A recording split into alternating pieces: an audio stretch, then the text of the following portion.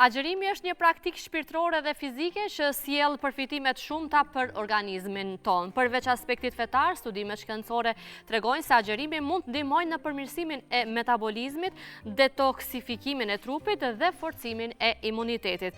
Për të na ndihmuar të kuptojmë më mirë përfitimet shëndetësore të agjërimit dhe mënyrën e duhur të ushqyerjes, sot në linje të drejt për drejt nga Prishtina kemi doktor Agron Rexhepin, nutricionist, i cili do na jep këshillat e duhura rreth këtij muaji të bekuar të Ramazanit, se si të ushqehemi dhe çfarë të ham. Përshëndetje doktor dhe mirëmëngjesi. Përshëndetje, mirëmëngjesi juve dhe për shikuesit e juaj.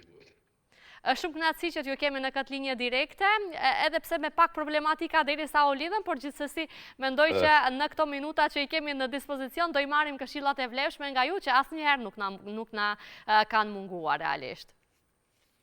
Gjithsesi.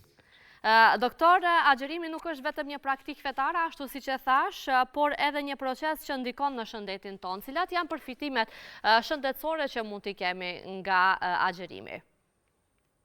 Fillimisht ju falenderoj për ftesën, është me të vërtetë kënaqësi të jem mysafiri juaj. Sa i përket agjërimit, kisha më uru të gjithë agjëruesve një agjërim të lehtë të pranuar nga krijuesi ynë. Çdo agjërues agjëron për të plotësuar obligimin që ka nga krijuesi i tij. Mirë po nuk ka obligim që krijuesi ka bën njeriu, Zoti na ka bën obligimet, e që të mos jenë në të mirën tonë. Krye këputin të mirën tonë. Agjërimi ynë as nuk e plotëson, as nuk e mangon Zotin të ynë. Mirë po neve na bën mirë.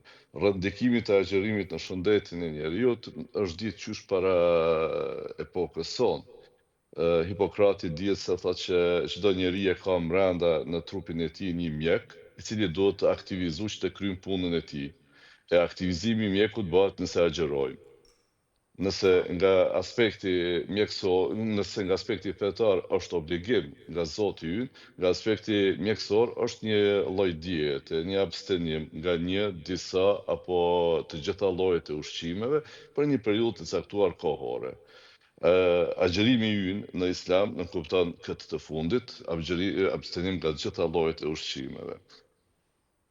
Më tutje, përveç Hipokratit, i cili ka praktikuar agjërimin 10 ditë në vit, edhe mjek tjerë më të hershëm, siç është Galeni, ka praktikuar metodën e agjërimit si metodë kuruese. Ndërka që në vitin 1940 fituesi i çmimit Nobel doktori Alex Carrel, ai e thekson, fillon të shpjegoj paksa një mekanizëm të ndikimit të agjërimit, lidhet me zbërthimin e masës së jamore. Mirë po, në vitin 2016, biokimisti japonez Osumi fiton çmimin Nobel pse e përshkruan një nga mekanizmat e ndikimit të agjërimit në shëndetin tonë. Përndryshe, agjërimi ka shumë mekanizma të ndikim në shëndetin tonë. Do t'i përmendim disa. Është ekonomizimi i organeve. Çdo organ punon më ngadalë. Për shembull, zemra, diku për 13.000-14.000 trahuna, në bazë një kulumtimi, punon mbrëna ditës, punon më pak. Mëlçia për 5-6 orë. Sistemi tret po ashtu hyn në një fazë të pushimit, e që kjo kishte më ndihmuar shumë tek sindroma irrituese e zorrëve. Ndërkaq sa i përket sistemit nervor qendror, këtu veç kemi lirimin e eukefallinës dhe endorfinës, mediator këta që e luftojnë depresionin, japin një qetësi shpirtërore, japin një kënaqësi psikofizike për organizmin e njeriut. Edhe mekanizmi i tretë është procesi i autofagjisë, pikërisht këtë proces e ka shpjeguar Osumi, i cili nuk kupton vetë pastrimin e organizmit. Nevojitën 10 orë agjërim që të aktivizohet procesi i autofagjisë, i cili nuk kupton zbërthimin e masës djamore, me qëllim që të ruhen karbohidratet dhe të futen në proceset metabolike yndyrnat. Kjo nuk kupton pastrimin e organizmit. Prandaj duhet pasur kujdes që të shfrytëzojnë këtë muj të bekum edhe personat që kanë mbi peshë të arrijnë qëllimin të zvoglojnë paksa peshën trupore. Ndërkaq, agjerimi prej 12 dhe 24 orë e aktivizon procesin e autofagjisë, që do të thotë se qeliza i merr pjesëzat e vogla të saj, të cilat janë të damtuar nga radikalet e lira, viruset apo bakteret, edhe i zbërthen, i shfrytëzon për në proceset metabolike për të fituar energji. Kjo është ajo vetë pastrimi i organizmit. Edhe me rëndësi jo shumë, agjerimi 20 orë ndikon në zbërthimin e pllaksave amiloide, që janë depozitime jo normale të proteinave, e kryesisht këto bëhen në tru edhe në nerva, në zemër, në mëlçi. Në tru mund të shkaktojnë proceset degenerative, çfarë është Alzheimeri, demenca, depresionit të ndryshme, Parkinsoni. Të shfrytëzojmë këtë mujtë shajt, të përfitojmë kënaqësinë e Zotit, mirë po të njëjtën kohë edhe pse jo të marrim të mirat shëndetësore. Po, doktor, shpesh disa njerëz kanë frikë se gjatë agjerimit mund të ndihen të lodhur dhe të dehidratuar. Cilat janë gabimet më të shpeshta që bëjnë agjeruesit gjatë ushqyerjes në këtë periudhë? Po ndëgjoj, lodhja tek agjeruesi është diçka normale, po mos tjetë jashtë normalës. Ndërkaq për probleme tek persona që kanë këto probleme mund të jenë që nuk dinë të ushqejnë, apo është problem për psikogjen. Bajnë shumë të madhe punën e agjerimit që nuk ju të dash të bëhet, është diçka shumë e thjeshtë. Ndërkaq tek keq ushqyeshmëria, nëse në kohën e syfyrit konsumohet kafja, çaj i zi, atë kjo do të ndikon në dehidrimin tonë, në largimin e langjeve, për shkak se përmbajnë kafein, kafeina është një diuretik. Po ashtu nuk do të lejojnë edhe pushimin ta bëjmë ashtu si kemi dëshirë pas syfyrit. Ndërkaq nëse konsumon po ashtu në kohën e syfyrit sheqernat, shumë shpejt do të lajmërohet një gjendje e lehtë e hipoglykemisë, për shkak se lirohet insulina, cila shpërndan sheqerit, edhe kjo do shoqërohet me lodhje plagështi, po me lajmërim më të hershëm të ndjenjes së urisë. Prandaj këto dy lloje të ushqimeve, edhe pijet, mirë është që të lihen në kohën e iftarit e jo në kohën e syfyrit. Edhe nëse shumë është normal që të kemi lodhje plagështi, po nëse shtojmë aktivitetin fizik ditor, kjo do të minimizohet. Nuk do të thotë se po agjeroj, tash duhet të rrihet, të shtrihet, të pushoj, po aktiviteti fizik duhet të vazhdoj çdo ditë të jetë i përditshëm. Mirë është që... Kur është koha e dur për aktivitetin fizik, doktor? Edhe kjo është më rëndësi pastaj të mirë kishte me qenë pak para iftarit të banë, tek personat me mbi peshë do të ndikon paksa në reduktimin e ndjenjes së urisë, ndërkaq tek sportistët preferohet një lloj stërvitje e lehtë para iftarit, stërvitjet më intensive preferohen pas iftarit. Mirë është të mos ndalemi vetëm në kohën e aktivitetit fizik vetëm para iftarit, po këtë aktivitet mund ta bëjmë edhe pas iftarit, sidomos ata që falin namazin e taravis, janë 33 recate, kështu që mbas një hulumtimi nëse falen si duhet, këtu mund të shpenzon diku rreth 200 kilokalori. Edhe kjo është një lloj aktiviteti fizik. Po, sigurisht që po. Doktor, po çfarë ndodh organizmit kur nuk kanë ushqim për disa orë të tëra në këtë rast, sikur punës agjerimit? Çfarë ndodh me organizmin? Thash që fillojnë ato proceset e autofagjisë të aktivizohen, të zbërthet masa dhjamore, se ka njeriu rezerva të atashme në trupin e tij. Një person 70-75 kg mund të jetoj pa konsumu ushqim fare, vetëm ujë të pi si duhet, në rregull, mund të jetoj mbi 2 muajtet, pa pas asnjë problem shëndetësor. Për shkak të rezervave të mëdha që ka të masës dhjamore. Ato depozitimet e masës dhjamore mund të shërbejnë edhe si rezerva energjetike. Po të njëjtën kohë, këto shërbejnë edhe si deponi të toksinave, të cilat lirohen pas zbërthimit të ushqimeve. Prandaj të shfrytëzojmë këtë muaj jo vetëm për të përmbush obligimin, sa ajo është sigurisht se qëllim kryesor, mirë po edhe të kemi përfitimet shëndetësore. Jo po agjeroj, po rri ta natën i zgjuar, ta ditën po flej.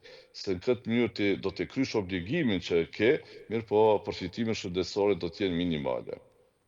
Pa dyshim. Çfarë këshille do ju jepni doktor edhe atyre që kanë probleme shëndetësore si me diabet apo edhe me tension të lartë, por që duan që të agjerojnë? Po kështu Ka tek vend për diabeti, agjerim për ta? agjerimi, gjithsesi. Tek diabeti, agjerimi është vërtetu se ndikon në rritjen e ndjeshmërisë së masës muskulare ndaj insulinës. Mirë po, sigurisht se të gjithë do të bë, kur para se të fillojnë agjerimin, do të konsultohen me mjekun e tyre. Mirë është që t'jetë një mjek I cili e praktikon agjerimin, mos t'ketë frikë nga agjerimi, apo të paktën të ditë të mirat e agjerimit. Ndërkaq sa I përket shtypjes së gjakut, në agjerimin ndikon në frenimin e pjesës simpatike të sistemit nervor vegetativ, I cili është përgjegjës për kontrahimin e enëve të gjakut. Kur e inhibon, enë të gjakut paksa do të relaksohen, po ashtu tronët e zemrës do të zvoglohen edhe do të vijë deri në një rënje e lehtë e shtypjes së gjakut. Si Kështu ta që vetëm të mira ka prej këtyre. Edhe plus kësaj, agjerimi thash se ndikon në zvoglimin e pllakësave amiloide. Pastaj edhe tek zvoglimi I ateromave në enë të gjakut, ku do të pastrohen enë të gjakut. Do të zvoglonin ndyrna, sidomos kolesteroli I keq I njohur në popull, apo lipoproteinat me densitet të ulët, zvoglohet sasia e tyre. E këto janë përgjegjëse për formimin e pllakësave të ateromave në enë të gjakut, apo ngushtimin e enëve të gjakut. Qartë. Përveç që duhet ta prishim agjerimin në iftar me ujë, fillimisht kuptohet, cilat janë ato ushqimet bazike që duhet I kemi në sofër? Po. E po kështu, nuk duhet ta teprojmë, se kemi agjeru 12 orë, e tash për njëherë prishim agjerimin, ky do të jetë një stres për organizmin. Prandaj duhet nga rrafshi I agjerusit, të kalojmë në rrafshin e jo agjerusit, kështu që prishja më e mirë është të bëhet me ujë, për shkak se uji absorbohet më së lehti në zorr, edhe shumë shpejt do të bëjmë rehidrimin e organizmit. Ndërka që 1, 2 apo 3 kokra hurme janë të mira për të kthy nivelin e sheqerit në gjak edhe për të filluar remineralizimin e organizmit. Pastaj mirë është një supë të pijet, ku prap do të ndikojmë në remineralizim të organizmit edhe në rehidrim të organizmit. Një salat të hatë, edhe një ushqim shumë I lehtë, I cili mirë është në këtë kohë të mos ngarkohet tepër organizmi, se jo vetëm që përjeton stres, po rrezikojmë të marrim kalori të tepërta.